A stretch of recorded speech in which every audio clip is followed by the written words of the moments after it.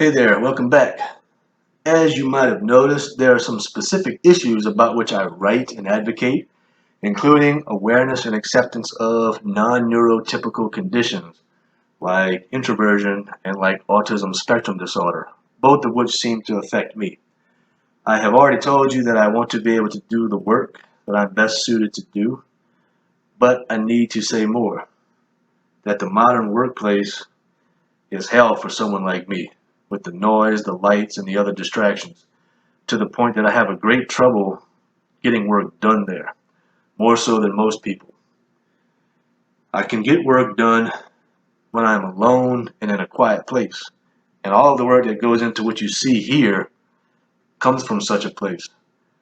By the way, there is a great TED Talk on this topic called Why Work Doesn't Happen at Work. It's not written for non-neurotypical people like me, but it's written for just everybody, but it's even worse for folks like me. I recommend that you view that TED Talk, and it makes me think of how there could be, for all the same reasons, a talk on why learning doesn't happen at school. I have so much work that I want to do, but all of these things require time. The work that I do usually occupies a full day. Processing pictures takes hours. Taking pictures takes hours. Reading and gathering information takes hours.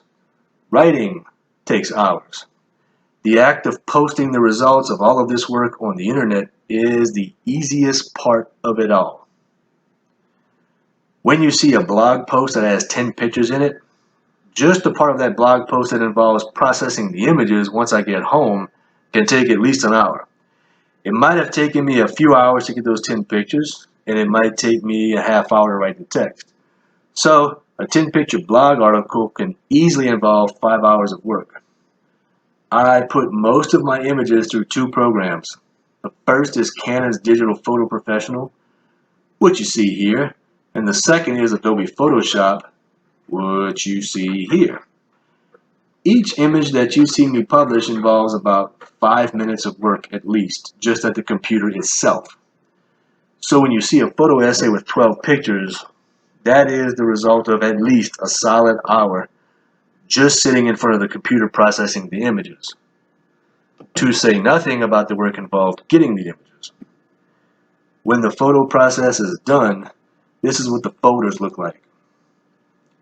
Then there's all the time that's spent researching and writing the information, and I can't even measure that. The point here is that I am always working, even when I'm out taking a walk or I'm staring out the window at the pouring rain, because those are the times when some of my best ideas come to me. What you see here is basically almost like a full-time job for which I do not get paid, and since you're consuming the product, I hope that you can pay for some very small amount of it, even as little as $1 per month, so that I can continue doing this work. When I was a school teacher and I would show pictures that I took to my classes, sometimes a student would say, and what he thought was a put down but was inadvertently a compliment, "Hey, you didn't take that picture. You got that off the internet."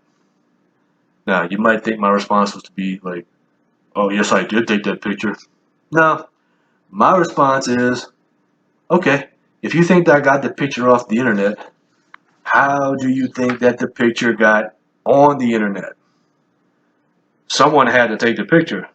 Someone had to put the picture on the internet. Why do you presume that the person who took the picture cannot be me?" The point here is that when you spend time consuming content on the internet, you are consuming what someone else produced, which means you are consuming the fruits of someone else's labor.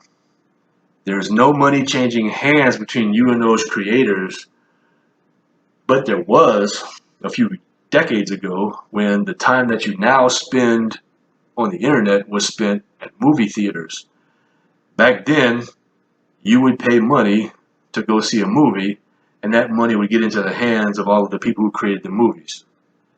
It cost the producers just like it costs you, and that's the way that transaction happened, but now it's different. So you could consider me like a media personality or author or artist whose work you like, But instead of exposing you to plenty of advertisements or charging you for prints or sculptures or CDs or books, you just directly pay me a very small amount every month, which enables me to do the work that you follow. So I appreciate your consideration. I appreciate you taking the time for the slideshow, and I thank you very much.